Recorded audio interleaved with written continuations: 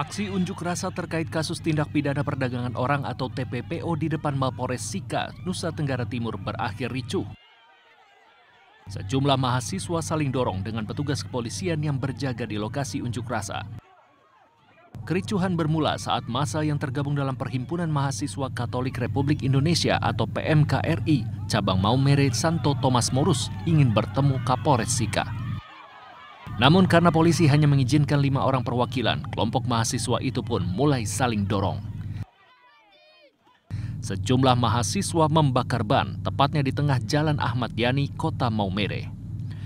Dalam aksi ini, PMKRI mempertanyakan tindak lanjut polisi dalam mengusut kasus TPPO yang diduga dilakukan oleh oknum calon legislatif terpilih DPRD Sika. Diduga akibat kasus tersebut, salah satu warga desa Hoder, Jodimus Moan Kaka, meninggal dunia di Kalimantan. Sampai sejauh ini belum ada perkembangan kasus ataupun penetapan tersangka. Ini yang kita sayangkan. Bahwasannya aparat kepolisian nasional kita dianggap bertele-tele. Tapi menganggap bahwa masalah ini merupakan masalah yang sangat krusial sehingga perlu ada tindakan yang tegas dan juga cepat dari pihak kepolisian. Sejumlah petugas yang berusaha memadamkan api dihalau mahasiswa. Aksi pukul dan tendang oleh sejumlah oknum polisi pun tak terhindarkan. Polisi mengaku aksi unjuk rasa terpaksa dibubarkan karena mahasiswa ingin masuk ke dalam Mapores Sika dan pembubaran sudah sesuai prosedur. Kita kan ada SOP, kita dilarang masuk. Memang tadi juga kita sampaikan silakan ada perwakilan gitu. Kenapa? Dengan ada perwakilan itu lebih efektif, lebih interaktif, lebih masuk daripada rame-rame kan. Terus tadi juga bakar ban, terus ribut, makanya kita amankan tadi. Saat ini kasus TPPO telah dinaikkan dari penyelidikan menjadi penyidikan oleh Polres Sika. Pihaknya juga sudah melakukan pemeriksaan terhadap saksi-saksi termasuk sejumlah ahli. Dari Kabupaten Sika, Nusa Tenggara Timur, Efron Suna untuk CSI RTV. TKP 8787 Lombok Pati.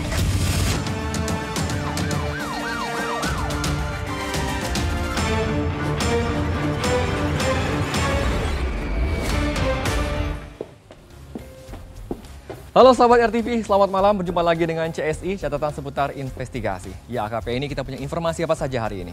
Baik, Pram dan sahabat RTV, selain informasi kericuhan tadi, kami juga ada informasi terkait kecelakaan lalu lintas. Akibat berboncengan motor 3 orang dan nekat tak menggunakan helm, 2 pelajar tewas di Jalan Raya Jember, Jawa Timur. Ya, bersama saya Pramodika Samudra. Dan saya AKP Eni Regama. Inilah CSI selengkapnya.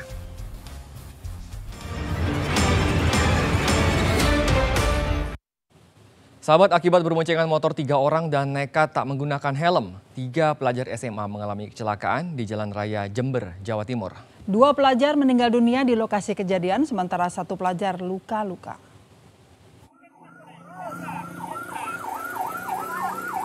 3 pelajar SMA yang masih mengenakan seragam sekolah ini mengalami kecelakaan di Jalan Raya Nasional Jember, Surabaya, Jawa Timur.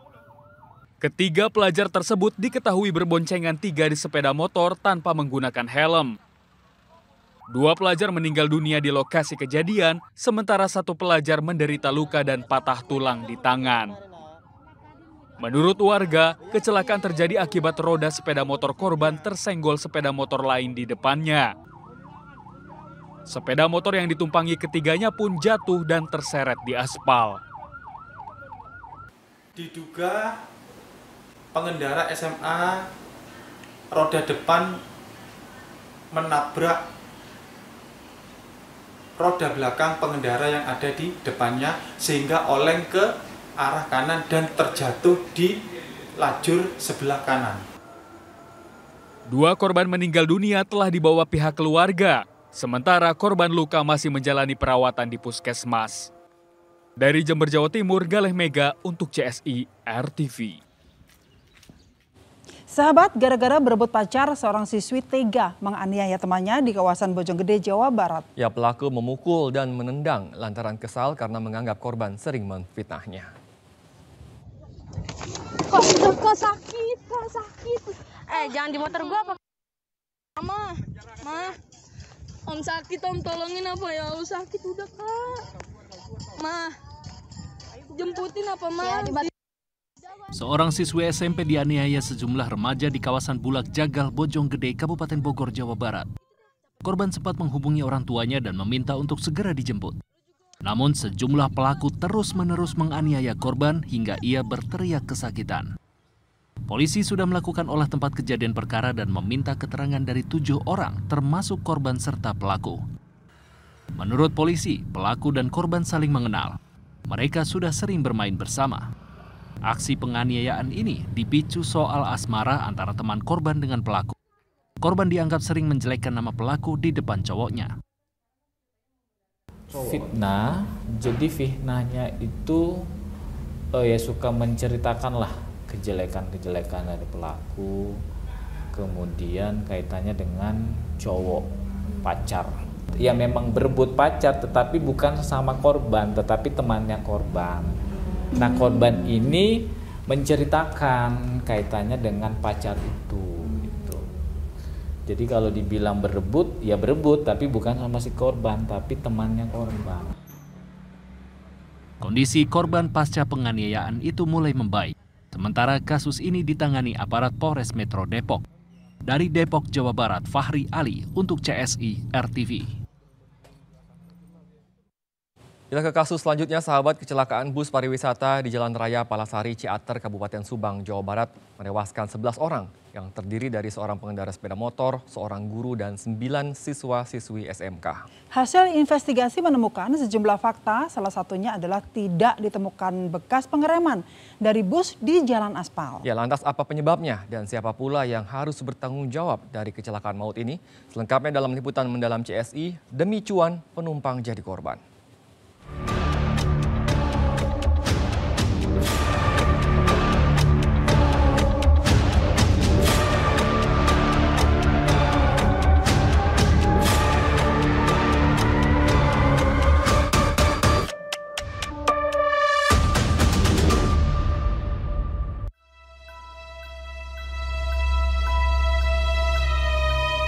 Deretan mobil ambulan berjejer memenuhi ruas Jalan Raya Bandung Subang, Ciater, Jawa Barat.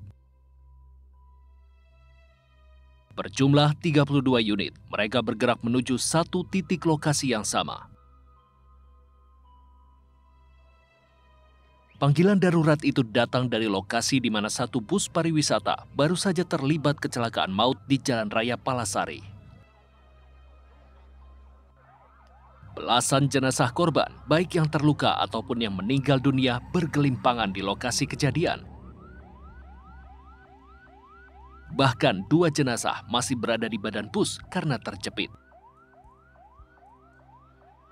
Ironisnya, korban berjatuhan diduga merupakan penumpang bus yang berasal dari SMK Lingga Kencana Depok yang kala itu tengah menempuh perjalanan pulang dari kota Bandung setelah karya wisata mereka berakhir.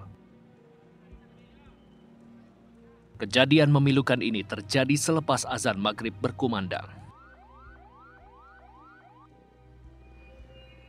Ya, terjadilah benturan dengan satu buah mobil, kalau nggak salah mobil TAP tuh. Kemudian ada beberapa motor yang terkena gitu.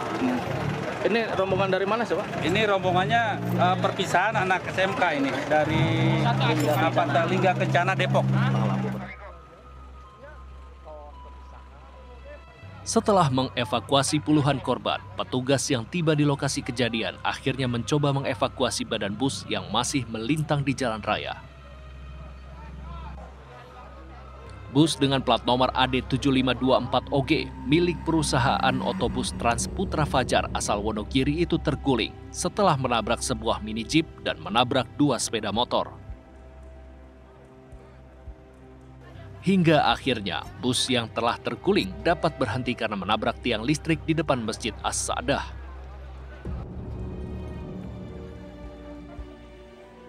Suasana di ruang gawat darurat RSUD Subang pun pada Sabtu malam itu terlihat lebih ramai dari biasanya. Petugas medis sibuk hilir mudik memeriksa keadaan korban yang terluka dari peristiwa kecelakaan bus yang baru saja terjadi. termasuk sopir dan kernet bus yang juga ikut menjadi korban dengan menderita luka goresan di bagian kepala dan tangannya. Namun keduanya masih beruntung, tidak seperti 10 orang lainnya yang berada di dalam bus. Ya, 10 orang penumpang meninggal dunia yang mirisnya merupakan seorang guru dan 9 siswa-siswi dari SMK Lingga Kencana Depok. Sedangkan seorang lagi bernama Raka yang merupakan pengendara sepeda motor yang tengah berhenti di pinggir jalan. Tak ada yang menyangka karya wisata rombongan siswa-siswi SMK ini harus berakhir tragis di jalan raya. Agenda karya wisata ini pun sebelumnya mendapat banyak penolakan dari sejumlah orang tua siswa.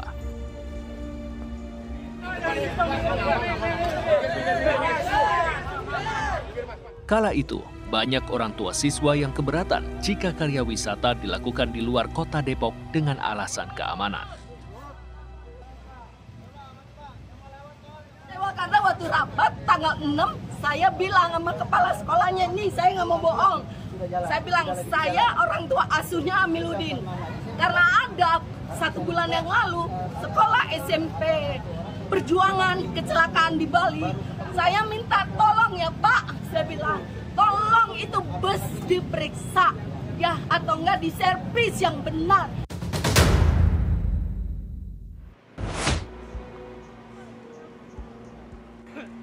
Korlantas Polri dan Komite Nasional Keamanan Transportasi atau KNKT pun memulai investigasi mereka untuk menemukan penyebab pasti kecelakaan. Investigasi difokuskan pada bangkai bus ini.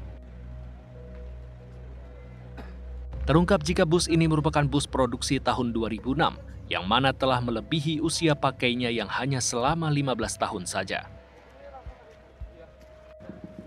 Selain itu, bus ini juga tidak memiliki izin operasi dan tak lulus uji berkala sejak 6 Desember 2023.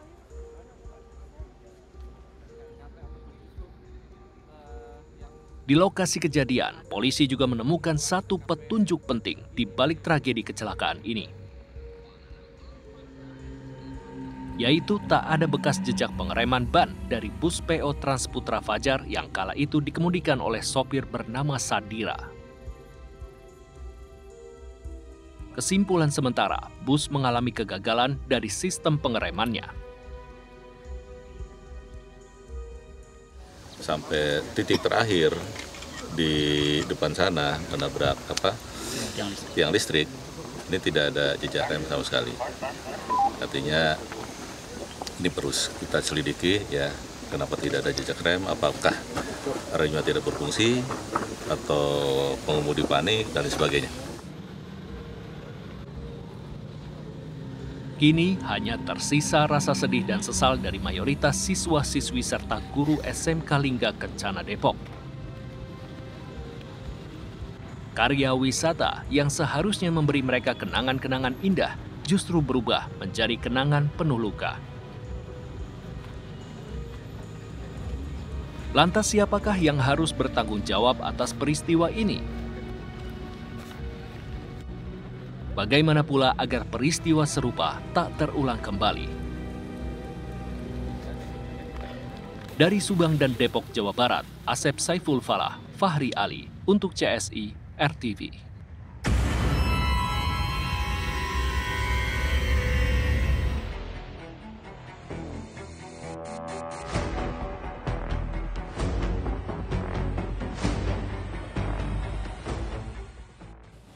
Tak terima istrinya ditegur, seorang pria di Kabupaten Purbalingga, Jawa Tengah tega membacok adik iparnya sendiri hingga tewas. Ya, CSI akan segera kembali sesaat lagi.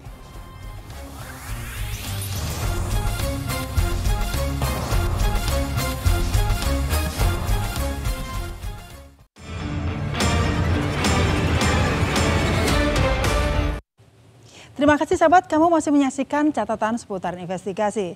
Ya sahabat, seorang pria di Desa Cipaku, Kabupaten Purbalingga, Jawa Tengah tega membacok adik iparnya sendiri hingga tewas.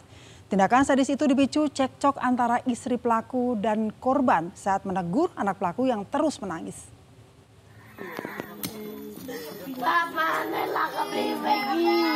Tangis anak Misro pecah melihat ayahnya tewas bersimbah darah di halaman rumahnya di Desa Cipaku, Kecamatan Merebet, Kabupaten Purbalingga, Jawa Tengah. Pria 34 tahun itu tewas usai dibacok kakak iparnya, Nanda Suhanda. Sebelumnya peristiwa pembunuhan itu bermula saat korban menegur istri pelaku lantaran anaknya terus menangis. Sementara anak korban saat itu sedang sakit.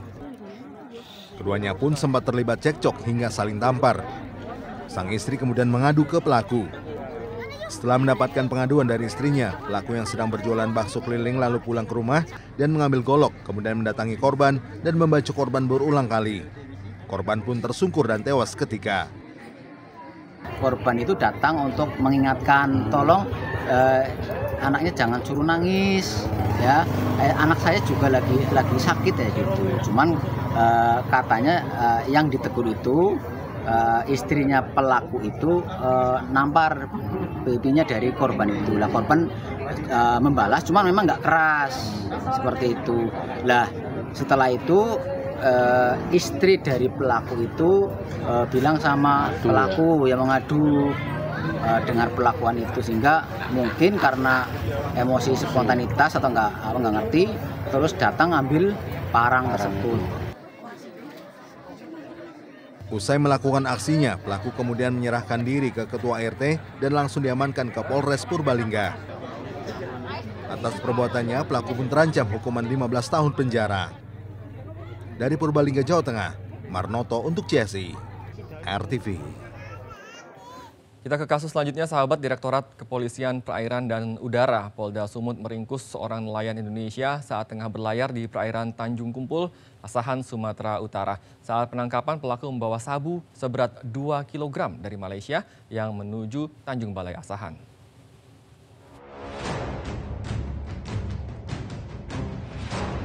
Nelayan bernama Ismail, warga Pagurawan, Kabupaten Batubara, Sumatera Utara ditangkap petugas Ditpol Airut Polda Sumut saat tengah berlayar di perairan Tanjung Kumpul Asahan. Dalam pelayarannya dari Malaysia menuju Tanjung Balai Asahan, pelaku membawa sabu dalam bungkus teh Cina seberat 2 kg. Dari hasil penyelidikan, polisi menyebut pelaku mendapatkan upah 50 juta rupiah per 2 kg sabu untuk sekali antar dari Malaysia. Upah tersebut didapatnya dari seorang bandar narkoba yang berada di dalam penjara di Sumatera Utara.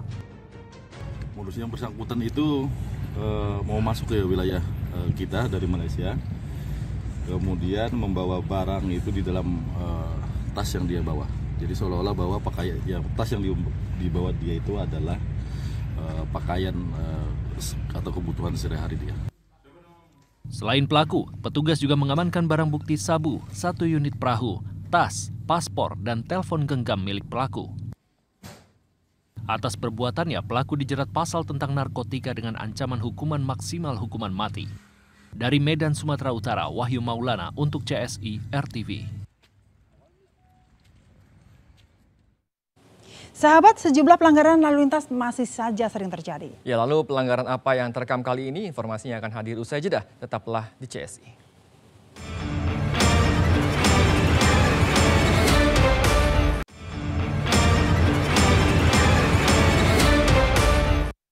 Sahabat, pelanggaran lalu lintas terjadi hampir setiap hari. Dan kali ini, pelanggaran lalu lintas apa yang sudah terekam? Mari kita lihat bersama.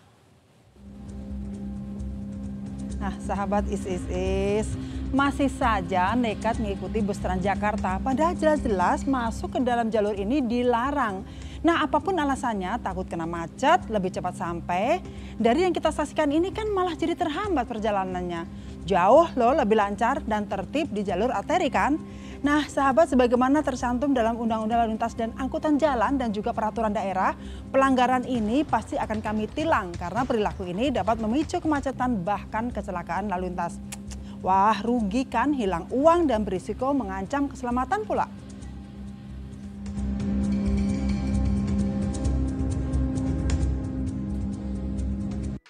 Yuk, scan ulang siaran digital kamu. Caranya mudah. Hidupkan set-top box dengan remote-nya. Lalu nyalakan televisi kamu. Setelah itu di menu pengaturan, pilih sistem penerimaan siaran. Selanjutnya, masuk ke program tuning otomatis untuk mencari siaran digital. Dan tunggu sampai prosesnya selesai. Jika siaran digital belum ditemukan, coba ulangi langkah sebelumnya untuk proses scan ulang. Atau pilih manual scan dan masukkan kode UHF sesuai kota masing-masing. Ayo, scan ulang siaran digital kamu sekarang. Jika ada kendala siaran RTV, hubungi semua sosial media atau website RTV. Ya sahabat, kita tiba di penghujung acara. Tapi jangan lupa untuk tetap saksikan catatan seputar investigasi setiap Senin hingga Jumat pukul 00 waktu Indonesia Barat. Akhir kata saya Pramadika Samudra. Dan saya AKP Eni Regama. Ingat, tidak ada kejahatan yang sempurna, jadi jangan berbuat jahat. Sampai jumpa. Jumpa.